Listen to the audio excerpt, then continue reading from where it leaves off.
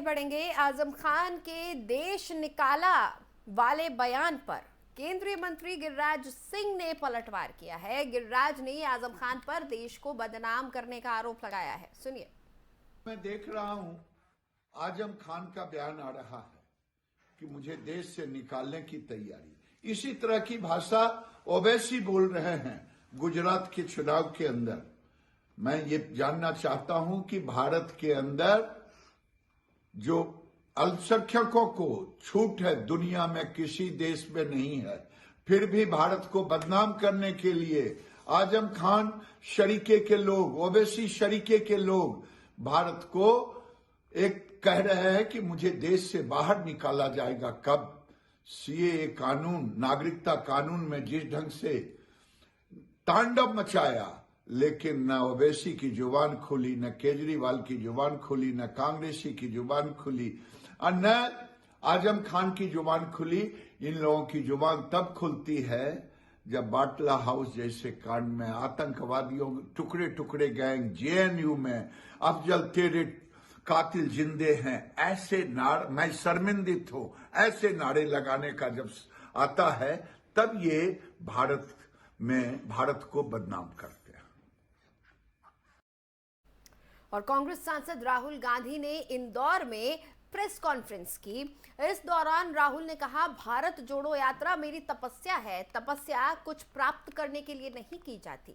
देश में डर और नफरत का माहौल है। मेरी जिम्मेदारी है कि डर और नफरत के खिलाफ कुछ करूं। और इसके साथ ही उन्होंने बीजेपी की प्रॉब्लम के बारे में भी कहा कि बीजेपी की प्रॉब्लम है कि राहुल के ऊपर उन्होंने हजारों करोड़ रुपए महज इसलिए खर्च कर दिए कि राहुल की इमेज खराब कर सके। कन्याकुमारी से मध्य प्रदेश तक जनता का प्यार, भरोसा, जनता की शक्ति इस यात्रा को मिली है। जब यात्रा शुरू हुई थी तो मीडिया ने कहा था केरला में तो यात्रा सक्सेसफुल रहेगी, मगर कर्नाटक में प्रॉब्लम आएगी। फिर हम कर्नाटक गए, मीडिया ने कहा साउथ इंडिया में तो यात्रा अच्छी चलेगी, मगर साउथ के निकलने में प्रॉब्लम होगी। फिर तेलंगाना, आंध्रा में वही हुआ, वही जो कर्नाटक में हुआ। फिर हम महाराष्ट्र में आए तो फिर मीडिया ने कहा हिंदी बेल्ट में प्रॉब्लम होगी। महाराष्ट्र में हाँ यात्रा बहुत बड़ी हुई, बहुत बढ़िया हुई। अब मध्य प्रदेश में आए, अब मीडिया कह रही है मध्य प्रदेश में बहुत अच्छा रिस्पांस मिला, मगर राजस्थान में प्रॉब्लम होगी। तो देखते जाइए, क्योंकि ये जो यात्रा है ये कांग्रेस पार्टी से अब आगे निकल गई है। ये यात्रा हिंदुस्तान की जो समस्या है, हिंदुस्तान के दिल में, हिंदुस्तान की आत्मा में जो आवाज है, अब ये यात्रा उसको उठा रही है। तो मेरा कहना है कि ये देश डायनामिक देश है। इसको आप किसी रिजिड स्ट्रक्चर के साथ नहीं चला सकते। और बीजेपी इस देश की आवाज नहीं सुन रही, आरएसएस, बीजेपी इस देश की आवाज नहीं सुन रही है और वो रिजिड तरीके से देश को चला रहे हैं। उनके जो आइडिया है, उनकी जो सोच है, उससे वो चला रहे हैं।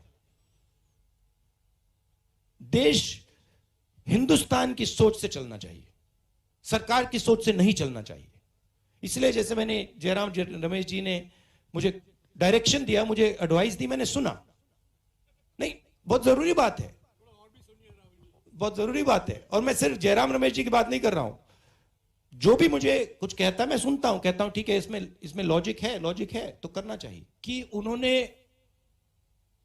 हजारों करोड़ रुपए मेरी इमेज को खराब करने में लगा दिए और मेरी एक यहां पे उन्होंने इमेज बना दी है। अब लोग सोचते हैं कि ये मेरे लिए नुकसानदायक है, मगर एक्चुअली ये मेरे लिए फायदेमंद है। क्यों? क्योंकि सच्चाई मेरे हाथ में है और सच्चाई को छुपाया नहीं जा सकता है। तो जितना पैसा ये मेरी इमेज को खराब करने में डालेंगे, उतनी शक्ति वो मुझे दे रहे हैं, उतना मनूवरिंग रूम वो मुझे दे रहे हैं। आप देखना, क्योंकि सच्चाई को छुपाया नहीं जा सकता, दबाया नहीं जा सकता। और जहां तक पर्सनल अटैक्स की बात है, पर्सनल अटैक्स इसलिए आते हैं क्योंकि व्यक्ति राजनीतिक पोजीशन लेता है। अगर आप बड़ी शक्तियों से लड़ोगे तो पर्सनल अटैक आएगा। अगर आप किसी शक्ति से लड़ नहीं रहे हो, अगर आप ऐसी फ्लोट कर रहे हो, तो पर्सनल अटैक नहीं आएगा। तो मैं जानता हूं जब मेरे पर पर्सनल अटैक आता है तो मैं सही काम कर रहा हूं, मैं सही डायरेक्शन पे चल रहा हूं। तो एक तरीके से ये जो पर्सनल अटैक होती है, ये जो पैसा बीजेपी मेरे इमेज को खराब करने में डालती है, ये एक प्रकार से मेरा गुरु है। ये मुझे सिखाता है कि भैया इधर जाना है, इधर नहीं जाना, उधर जाना है। उधर एमसीडी चुनाव में आरोप प्रत्यारोप का सिलसिला लगातार जारी है। बीजेपी अध्यक्ष जेपी नड्डा ने प्रचार के दौरान आम आदमी पार्टी पर जोरदार हमला बोला है। उन्होंने केजरीवाल सरकार पर दिल्ली में एमसीडी बजट कम करने का आरोप लगाया है। उन्होंने और क्या कुछ कहा, ये आपको सुनवाते हैं। हमेशा बजट बढ़ता है, लेकिन दिल्ली का आम आदमी पार्टी की सरकार ने बजट को घटाया है। पहले इसका बजट 7,000 करोड़ रुपए का था, आज दिल्ली के एमसीडी का बजट 6,171 करोड़ का कर दिया। बढ़ाने के बजाय घटाया है ताकि दिल्ली की जनता को सुविधाओं से वंचित रखा जाए। ऐसी दिल्ली सरकार को आने वाले समय में रखोगे क्या? रखोगे क्या? पीछे से सुनना चाहता हूं, रखोगे क्या?